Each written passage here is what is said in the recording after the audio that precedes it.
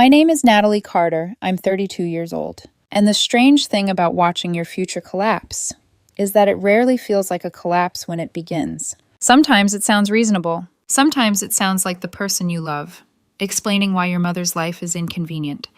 I was engaged to Ethan Cole, 29. We had been together for 4 years, living together for 2. The house we lived in was mine. I bought it before I ever met him. Ethan contributed to utilities. Small things. I handled everything else. Mortgage, taxes, insurance. It never bothered me. At least, not until I realized what he thought that meant. We were 6 months away from the wedding. And when I say we, I really mean Ethan and his family. There was a group chat. Ethan and Natalie's big day. Yes, with 3 exclamation points. It buzzed constantly. His mother, Linda, his father, David, and his younger sister, Chloe, treated the wedding like a full-time job. Flowers, linen colors, signature cocktails. Apparently, choosing between ivory and off-white table runners was a life-or-death decision. I'm a project manager. I like structure, clarity, control. So I handled the finances the same way I handle everything else in my life, methodically. 2 years ago, I opened a separate high-yield savings account, the wedding fund. Every month, I contributed to it. By the time we were 6 months out, there was just over $30,000 in it. My budget, my savings. Ethan's contribution? Ideas. 2 weeks ago, everything changed. My mom, Judith, 61, was diagnosed with a rare tumor. It was wrapped around a nerve in her neck, the kind of thing you don't monitor, the kind of thing you remove immediately or risk losing everything. The specialist, the only one qualified to do the surgery, was out of network. After insurance, we were looking at nearly $40,000. I had $10,000 in my emergency fund, which meant I was $30,000 short. That night, I sat Ethan down in the living room. My hands were shaking. "Ethan," I said, my voice barely holding together, "it's my mom. It's serious. She needs surgery. Soon." His face shifted into concern, but it felt distant, like I had just told him our vacation got canceled. "Oh my God, Nat, that's awful. Is she okay?" "No," I said. "She's not okay." I swallowed hard. "There's a cost gap, about $30,000. I have to take it from the wedding fund." I exhaled slowly. "We'll postpone the wedding, or go to the courthouse. I don't care. I just need to pay the hospital." For a brief moment, there was silence. And then, everything changed. "What?" he said. Not soft, sharp, alarmed. "You can't do that." I blinked at him. "I have to," I said. "It's my mom." "No," he said, standing up. "That money is for the wedding. We already have deposits down. My suit fitting is next week. My parents are flying relatives in." I stared at him. I didn't understand what I was hearing. "Ethan," I said slowly, "this is my mother's life. And this is our future," he shot back. His voice was rising now. "Why can't she go to a different doctor, one that's covered?" "They said the surgeon is the best option." "Best option doesn't mean only option," he said. "Can't she wait?" "Wait." I felt something inside me crack. "They said we can't wait." He crossed his arms. And then he said it. The sentence that rewrote everything I thought I knew about him. "This isn't fair, Natalie. You're putting me in a terrible position." I just looked at him, and he kept going. "I'm not helping you pay for your mom's surgery," he said. Flat, final. "That's your problem. It's your family. You need to figure it out. That money is for our wedding." Our wedding. A future that apparently didn't include my mother. I remember staring at him. Really staring. Like if I looked long enough, I might find the man I thought I was going to marry. But he wasn't there. What I felt instead was nothing. No anger. No panic. Just clarity. Cold, precise, absolute. The project manager in me took over. "You're right," I said quietly. I saw it immediately. The way his shoulders relaxed.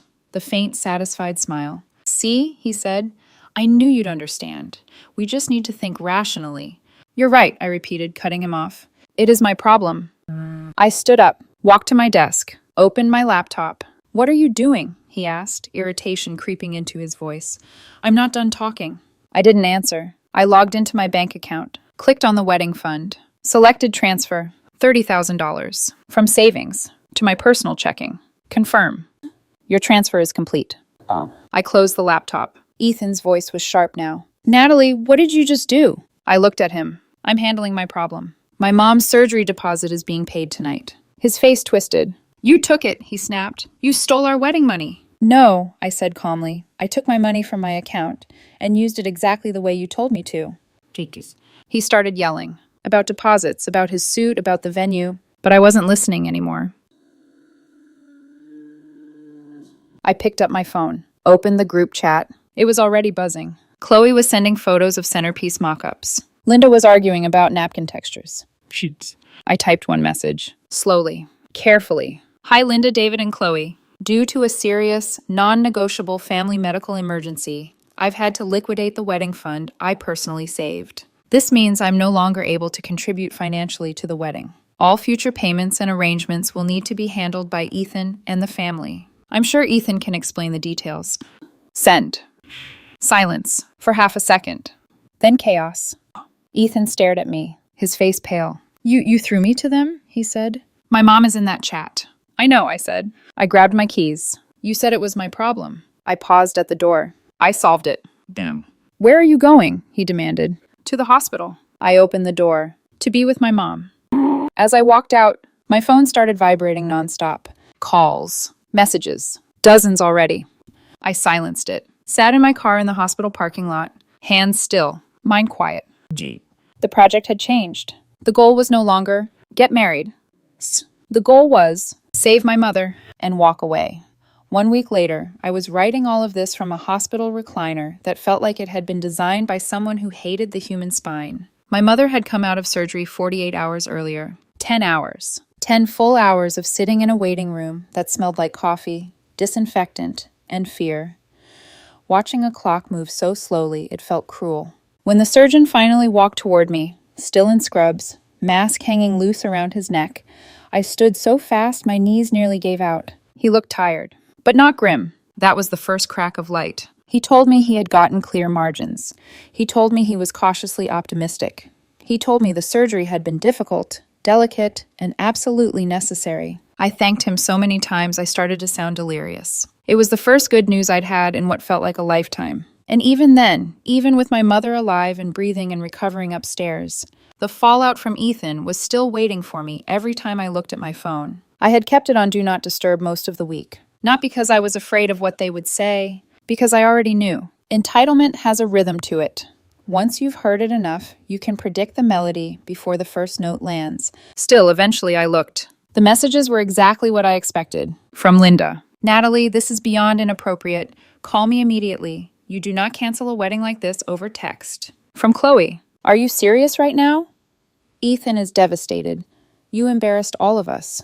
From David. Natalie, let's handle this like adults. There has to be a rational solution. And from Ethan, dozens of messages. A flood of outrage, self-pity, and accusation. You humiliated me. My mother is having a meltdown.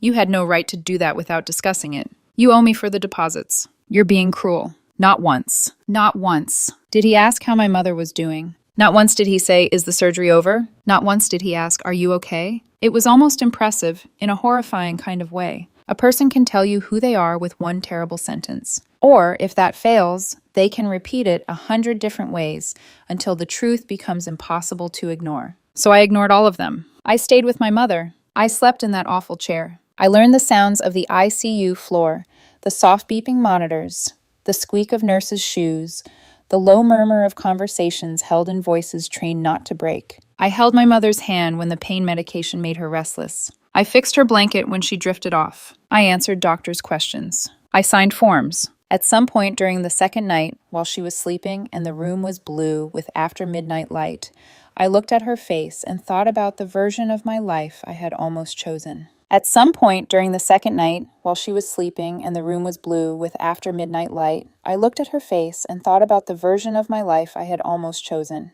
I almost married a man who looked at my fear and saw inconvenience. I almost tied my future to someone who heard tumor and responded with, "What about the wedding?" That thought chilled me more than the hospital air conditioning ever could. By the time the confrontation finally happened, I was too tired to be shocked. My mother was asleep upstairs. I was down in the cafeteria trying to force myself to eat something that hadn't come out of a vending machine. The food was terrible. Rubbery eggs, cold toast, coffee that tasted like regret. I had barely taken 2 bites when my phone lit up with Ethan's name. I stared at it, declined the call. A second later, a shadow fell across my table. I looked up, and there he was. Ethan, with Linda beside him, both of them dressed too well for a hospital, like they had stopped by between outrage and lunch. His jaw was tight. Linda's mouth was already pinched into that expression she wore whenever the world failed to arrange itself according to her preferences. "Natalie," Ethan hissed, striding toward me. "You're ignoring me." A nurse at a nearby table glanced up and gave him a sharp look. His volume dropped by half a degree, but the anger didn't. I set down my plastic fork. "I'm a little busy, Ethan." Linda gave a dry little scoff and folded her arms. "With what? Your mother's surgery is over, isn't it?" I looked at her, really looked at her. There are moments when someone says something so ugly, so casually, that your brain almost refuses to process it at first. Like maybe you misheard.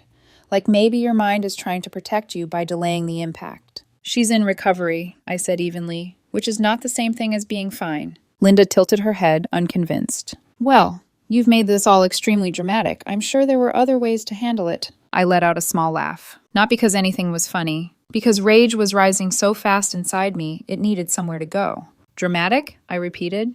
"A surgeon removed a tumor wrapped around a nerve in her neck less than 2 days ago. But I'm glad you've decided your opinion outranks his." Linda's face flushed instantly. "There's no need to be disrespectful." "No?" I said. "Then maybe there was no need for you to show up in a hospital cafeteria to harass me." Ethan stepped in before she could answer. "This isn't harassment," he said. "We came here to fix this." Fix this. That word again. As if this was a scheduling conflict, a venue issue, a problem with centerpieces. "You humiliated me," he said, leaning toward me. "Do you have any idea what that message did? My entire family saw it. People are asking questions." I stared at him. My exhaustion had burned off the last of my patience. "You're right," I said quietly. "People probably are asking questions. That tends to happen when a man decides his wedding is more important than his girlfriend's mother surviving." His face hardened. "That's not fair." "No," I said. "What wasn't fair was me having to explain to the man I loved why my mother's life mattered." Linda made an irritated sound. "This melodrama has gone far enough. Ethan told us everything. You panicked. You overreacted. Fine, but now it's time to correct it." I actually blinked. "Correct it." "Yes," she said. "You need to reimburse Ethan." I felt my whole body go still. "Reimburse him for what exactly?" Ethan answered before she could. "My tux deposit, the venue adjustments, the dinner tasting reservation, and..." He hesitated, then said it like he expected me to be the unreasonable one, the custom suit fitting. I just looked at him. He mistook my silence for confusion. "My suit costs money, Natalie." My voice came out almost gentle. "My mother is upstairs recovering from a 10-hour surgery." "And my life is falling apart down here," he snapped. There it was. The full, naked shape of it. Not grief, not stress, not shock. Entitlement so complete it had replaced his humanity. "And what about me?" he continued, his voice cracking now with frustration. "What about everything I planned? What about what I've lost?" I rose slowly from my chair, not because I wanted to intimidate him, because I needed him to hear me clearly. "You want to know what you lost?" I asked. He opened his mouth, but I didn't let him speak. "You lost me the second you said my mother's surgery was my problem. You lost me when you asked if she could wait. You lost me when you watched me break in front of you and decided the real tragedy was your suit fitting." His face changed then. For the first time since he arrived, something like uncertainty flickered there. Maybe because my voice was so calm. Maybe because he had expected tears. Or bargaining. Or guilt. Instead, all he got was certainty. Linda straightened. "Now hold on." "No," I said, turning to her. "You hold on. Both of you came into a hospital where my mother is recovering from a life-threatening operation to pressure me about a wedding. Do you understand how disgusting that is?" Ethan's expression hardened again, defensive and wounded all at once. "You're twisting this."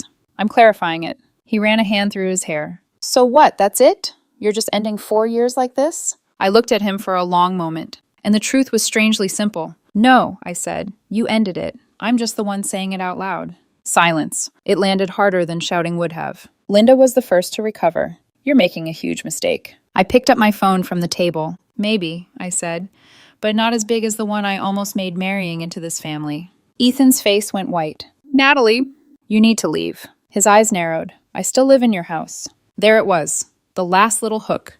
The last thing he thought could keep me tangled. I met his stare. "No," I said. "You're temporarily occupying my property." Linda gave a scandalized laugh. "You can't be serious." "I am deadly serious." I unlocked my phone and held it in my hand. "You both have about 10 seconds to walk out of this cafeteria before I ask security to escort you." "You wouldn't," Linda snapped. "Try me." They stood there for one stretched, ugly second. Then Ethan leaned toward me, rage returning now that he had nothing else left. This isn't over. I didn't raise my voice. I know, I said. That's why I've already started planning. He frowned. What does that mean? It means when I leave here today, I'm calling the non-emergency line. I'm arranging a police escort, and I'm having someone collect the rest of my things. His expression flickered. Not fear. Not yet. But the first hint that the world he thought he controlled was moving underneath him. You're being insane, he said. No, I replied. I'm finally being organized. Then I stepped around them and walked out. I didn't look back. I heard Linda say my name sharply, then Ethan curse under his breath, but neither sound mattered. For the first time in days, I could see the next step clearly. That afternoon, I called my friend Alistair. He was 6'3", built like a defensive lineman, and had the emotional patience of a very calm bouncer. When I explained the situation, he didn't hesitate. He met the police escort at my house while I stayed at the hospital. He packed 2 weeks of clothes, my laptop, my work setup, toiletries, a few personal things I actually cared about. Later, when he called me from the driveway, his voice was almost amused. She screamed the whole time, he said. Ethan? Like a haunted tea kettle. Despite everything, I laughed. It came out tired and cracked, but real. What did you do? I asked. Put on headphones. That night, after my mother fell asleep again and the hallway outside her room went quiet, I sat by the window with my phone in one hand and a legal pad in the other. I wrote down everything. Dates, times, accounts, ownership, contributions, messages. If Ethan wanted chaos, he was going to be disappointed. Because chaos is emotional. And I was done being emotional with him. This was procedural now. Precise. Documented. Cold if necessary. Then I made one more call. To a lawyer. Because I wasn't just ending a relationship anymore. I was opening a case. 6 weeks later, I was back in my house. It felt different. Quieter. Not just because Ethan was gone, but because something heavier had left with him. Illusion. My mom was in the living room, stretched out on the pull-out sofa, wrapped in a blanket she insisted she didn't need. An old black and white movie played softly on the TV. Every few minutes, she would comment on something, complain about the pacing, the acting, the unrealistic dialogue, which is how I knew she was really getting better. Judith Carter did not critique movies unless she had the energy to argue with the world again. I stood in the kitchen doorway for a moment, just watching her. 6 weeks ago, I thought I might lose her. 6 weeks ago, I almost chose the wrong life. The contrast sat quietly in my chest. Heavy, but steady. The situation with Ethan, unfortunately, had not been quiet. It had turned into something else entirely. Not a fight. Not even a breakup. A process. A slow, grinding procedural war. After Alistair retrieved my things, Ethan refused to leave. Flat out refused. His logic? We were engaged. I live here. This is my home. To a point, he wasn't wrong. Not morally. Legally. He had established residency, which meant I couldn't just change the locks and call it a day. So I did the only thing that actually works when people confuse entitlement with rights. I documented everything. Then I hired a lawyer. Her name was Camilla Reyes. Sharp. Efficient. The kind of person who didn't raise her voice because she never needed to. When I explained everything, the house, the finances, the wedding fund, the hospital, she didn't interrupt. She just took notes. Then she looked up and said, "We're going to handle this cleanly." Cleanly. I like that word. Step 1. Formal eviction notice. 30 days. Delivered properly. Filed correctly. No shortcuts. No emotional decisions. Just process. Ethan's reaction was immediate. And predictable. He didn't move out. Instead, he escalated. A week after he received the notice, Camilla forwarded me a letter from his lawyer. I opened it expecting resistance. What I got was something else.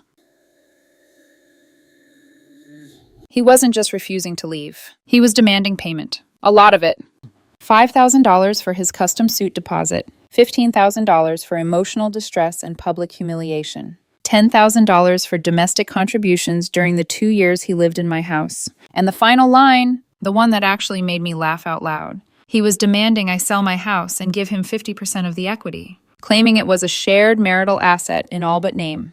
I sat at my kitchen table, reading the letter twice, then a third time, just to make sure I hadn't misunderstood the level of audacity I was dealing with. Then I poured myself a glass of scotch, a large one, and called Camilla. "Please tell me this is a joke." "It's not," she said calmly, "but it is exactly what it looks like."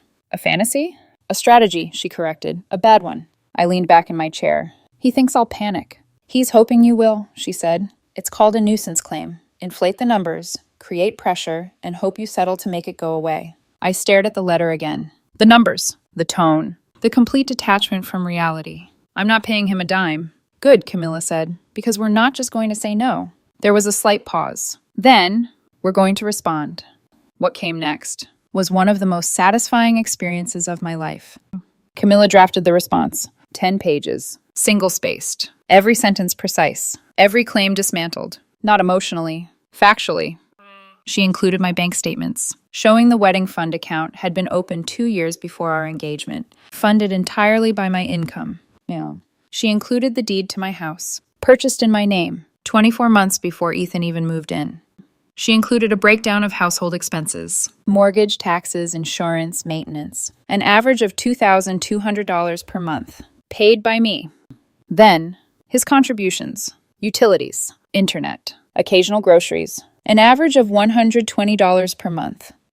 There was a paragraph, polite, clinical, that stated his domestic contributions had been more than offset by 2 years of near rent-free living. I actually smiled when I read that part. Then came the hospital receipt, $30,000. Paid, time-stamped, documented. Proof that every dollar he claimed had been stolen had gone exactly where I said it did, to save my mother's life. And then, the final piece. We weren't settling. We weren't negotiating. We were countering. Camilla included a demand, $8,200, for his share of non-refundable wedding deposits I had paid. Venue, band, expenses lost due to the cancellation. Her reasoning? His refusal to support his partner during a family medical emergency constituted a breach of the engagement agreement. It was ruthless. It was clean. It was perfect. But that wasn't even the best part. Ethan's lawyer had sent his letter only to Camilla. Private, contained, controlled. Camilla didn't respond the same way. She sent our response to his lawyer and CC'd his parents, Linda and David Cole. I stared at the email for a full 10 seconds before I laughed. You're serious? I asked when I called her. Very, she said. They were involved in the wedding planning. They should be aware of the facts. Facts. Cold. Undeniable. Unavoidable.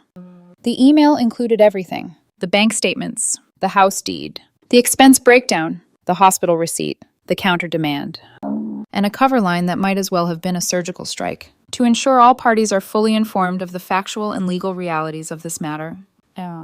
I knew exactly what that meant.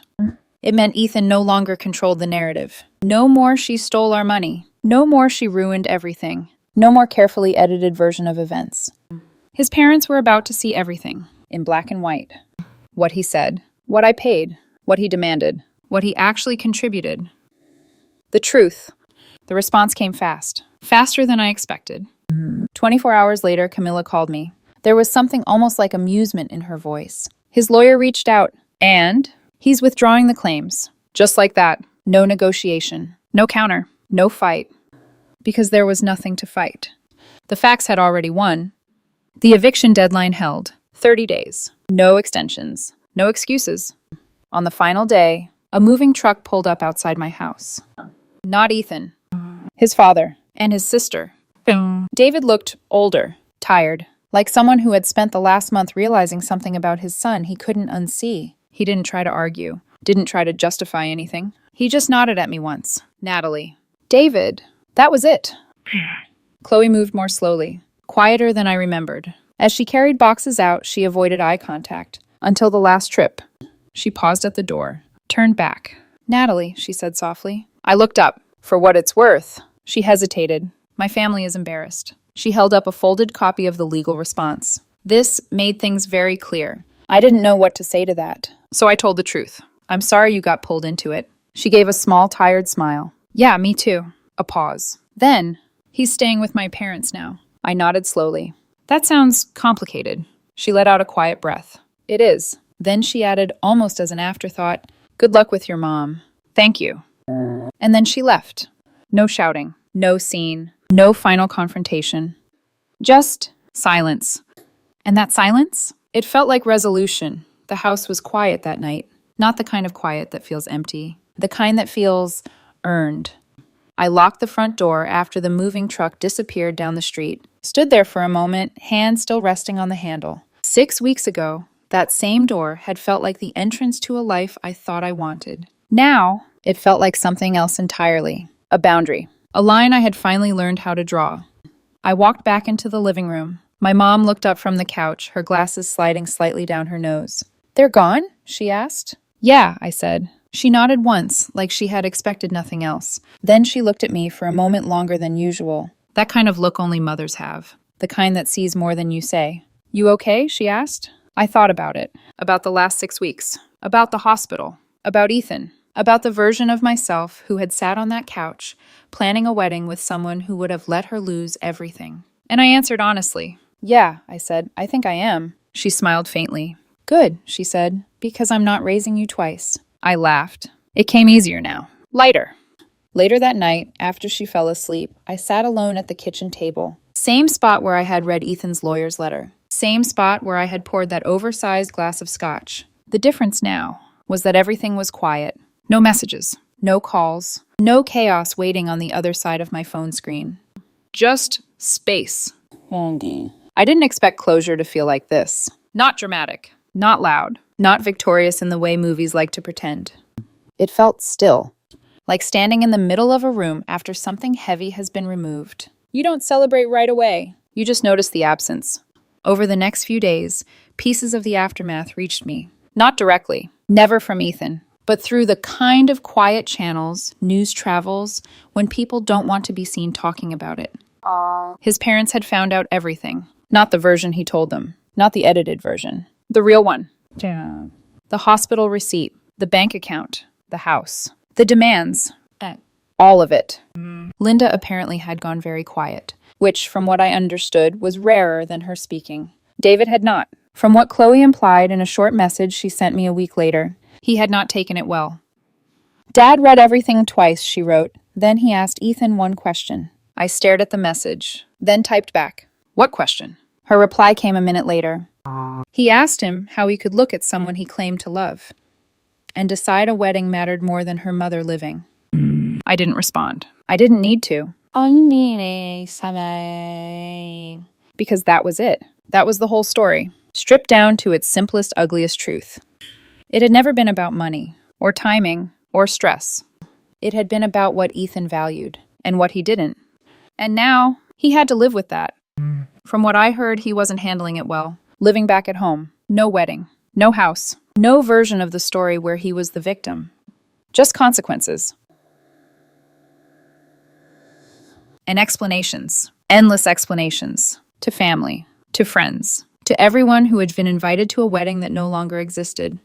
Why it was canceled. What happened. What he said. Because people always ask. And silence? It invites questions. He didn't just lose the relationship. He lost control of the narrative. And that was something he never saw coming. As for me, life didn't magically become perfect. That's not how this works. My mom still had follow-up appointments, recovery days, moments where she was strong, moments where she wasn't. But she was here, alive, complaining about my cooking, arguing with television characters, asking me questions I didn't always have answers to. And somehow, that was enough. One evening, about 2 weeks after everything ended, we were sitting together in the living room. She had fallen asleep halfway through a movie, her hand still loosely wrapped around mine. I sat there quietly, watching her breathe, listening to the soft hum of the TV. And I realized something. I hadn't just walked away from a person. I had walked away from a future that would have slowly asked me to compromise the things that mattered most, until one day I wouldn't recognize myself anymore. Ethan thought I chose my mother over him. But that wasn't the truth. I chose myself. My values. My limits. My line. My mother just happened to be the moment that made it impossible to ignore. Some people lose everything in situations like this. I didn't. I lost a wedding. An illusion. A man who showed me exactly who he was when it mattered most. And in return, I got clarity. I got my home back. I got my life back. And most importantly, I got my mother. As for Ethan, he has a lot of explaining to do. And the hardest part, he doesn't get to rewrite the story. He has to live in it. That's his problem now.